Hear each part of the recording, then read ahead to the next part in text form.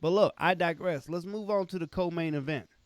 So, Segue into the Michael Chandler conversation, man. Hey, look, McGregor versus Michael Chandler. If McGregor would have won, would have been a it matchup would of have the been a century, dog. matchup. It would have been a matchup. We could, they can still make it, but I don't think You it can't make it has as now. much. I don't think it has as much glow. You should, you Now, good. before we get into that, let's talk about what happened. A lot of people don't know who Michael Chandler is. Michael Chandler was the 155 champion in Bellator, and I don't want to say he took a gamble on himself, came over to the UFC, but guess what he's been doing? Talking. A lot of it. Cutting promos left and right. Letting everybody know that I was a champ over there. I'm here and I'm coming for it. So UFC did what UFC is going to do.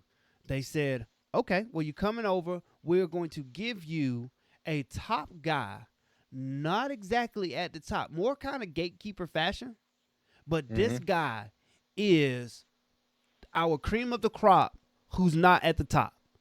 And if you can beat that guy, then maybe, just maybe, we could talk about it. And what does he do? He knocks his ass behind the washing machine. Man, he demolishes him, man. And He he demolishes looks from so the much start to finish. faster.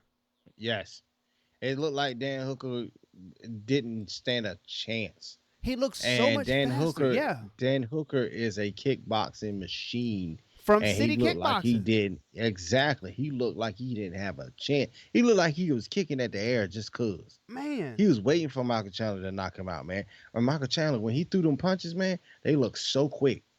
They look so quick. Dan Hooker didn't even look like he can get out the way fast enough. That's how quick he was throwing those punches. So to come out and win in such spectacular fashion, to segue back to before we got started, I don't think the Conor McGregor fight is the way to go. Because if Conor won, then yes, we could put that together. But we gotta find a fight to make for this to sort of build off of it. The only thing that I can think of from here on is to have a say his last fight was a loss, so we're gonna pretend like he doesn't exist and go straight to a 155 championship fight between Just in case you. nope Dustin Poirier and Michael Chandler. And let's just pretend like Justin Gaethje doesn't exist because he was the last person to lose to Habib. I don't like. But what else would you do? Like, there's nobody you I can would put I him would up do it. against. I would do it Justin Gaethje. You do a just, but here's the thing: if you do Justin Gaethje versus Michael Chandler, which is gonna be great, and I'm excited to see it, and Because everything is they gonna awesome. throw them They things. gon' They they gonna gonna throw them throw them things. things. But think about it like this: if that's the case, who in the heck does Dustin Poirier fight for the 155 strap? And don't say Charles Oliveira. That would be a great fight, but no one's gonna want to see it. I think you give Dustin the winner of Justin Gaethje and Michael Chandler. Somebody said this earlier, because all people always hit me up about fights and stuff. Someone said this and it made a lot of sense. You know what they should do? What Give Dustin Poirier the belt. they So should. look, hey, Khabib said he's not coming back, which means it's open, and then we gonna give Dustin Poirier the belt. And I guarantee that we're all gonna be like, nah, I understand that. That's okay. Only person that's gonna have a problem with it is Justin Gaethje. And if that's the case, make the Justin Gaethje fight. But That could be a good fight too. I can't see them making Poirier versus Justin Gaethje, and then Poirier's going, wait, I had to beat Dan Hooker and Conor McGregor to get back to where I was after losing to Nurmagomedov, but all you had to do was just show up a couple months later, you know?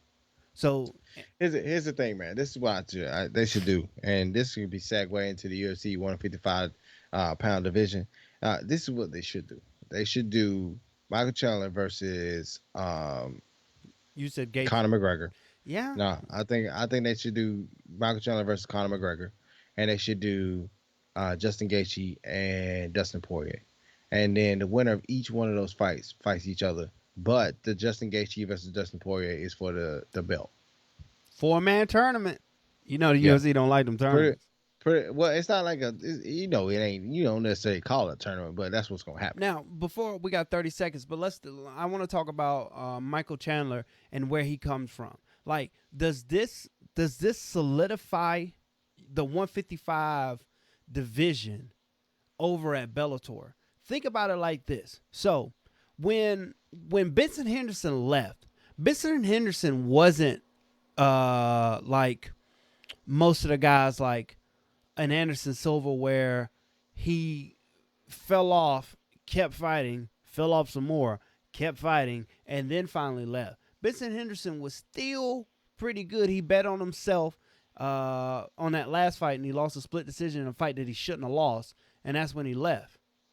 And then he came and he fought at 170, and then he had a couple hiccups. He went back to 155. He wasn't that bad, and that was a 155 champion that could not get over the hill over there. Did he beat him twice? Yeah, Michael Chandler beat him twice. And then Michael Chandler goes out there and gets knocked out by Patricio Pitbull, who a lot of people consider to be like, if Patricio Pitbull was in the UFC, everybody would have a problem. So does this make Bellator's 155 division like, oh man, that's crazy. Maybe the best 155ers aren't in the UFC. True. The most iconic 155ers are in the Yes, UFC. yes, yes. The most iconic 155ers in the UFC, and that's why Michael Chandler is now in the UFC, and that's why they backed the Brinks truck up to get him from the Bellator to the UFC. I don't think But did it? the one they paying the man. They paying the paying man. him, but I don't think they pursued him. I think he I don't remember what No, happened. I'll have to look I that think up. they when he beat Benson, they had to go get him. Because they got Hey, burned by that when Gilbert Melendez, they paid him a king's ransom. Didn't really work out. Go true, ahead. true. The one biggest thing I like about Michael Chandler, though, before we get back into the UFC 155 division and if it's the best, the one thing I like was his post fight interview, man. I felt like that was the classiest trash talk that I've ever heard in my He life. cut a wrestling My promo man, on us. I like it. my man called out all the greats in the 155 division, and he did not say anything bad about him. So, like, if Connor would have did a post fight interview and he was talking about somebody else in the 155 division, it'd have been straight disrespect. But Michael Chandler did it in a way where it's like he didn't disrespect anyone, but he was like, "Hey, look, I'm here, and I'm coming here to stay, and I'm coming for that belt." And I loved every minute of that post fight interview, man. I just had to put that out there on the air. I loved it. I don't like the guy as a fighter himself, and I wanted to see Dan Hooker come in and just give him the business, but it didn't happen. So now he's the person right now that you root for him to lose, but you want to watch him in the first place. So I'm not rooting for him to lose. I'm rooting for him to win. I like I'm to see rooting. when guys come over from other organizations and make an immediate like head kick in the face to where everybody goes, "Oh dang, there's a lot of people that can fight that aren't here." You know,